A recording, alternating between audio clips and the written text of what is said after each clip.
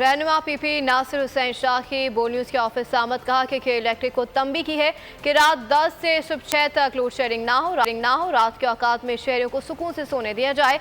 मजीद कहा कि वफाकी हुकूमत में होते तो 300 यूनिट फ्री कर चुके होते। इनको सख्त की गई कि आपने रात को लोगों को सुकून से सोने दें ताकि सुबह को कोई काम कर सके, कोई एजुकेशन पे जा सके या जो भी सिलसिले हैं।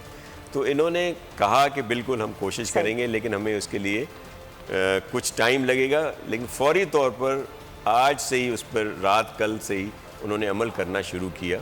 कुछ जगहों से रिपोर्ट आई हैं हमें कि वहाँ पे रात को लोड शेडिंग नहीं हुई। 300 यूनिट तो तब हो जाता आसानी से जब हम फेडरल गवर्नमेंट में होते और हमारे चेयरमैन बिलावल भुट्टो ज़रदारी साहब प्राइम मिनिस्टर होते, तो फेडरल गवर्नमेंट और प्रोविंशियल गवर्नमेंट इसकी वो निकाल लेती है और कोई बड़ी ऐसी कोई वो भी नहीं है कि इस पे अमल ना किया जा सके।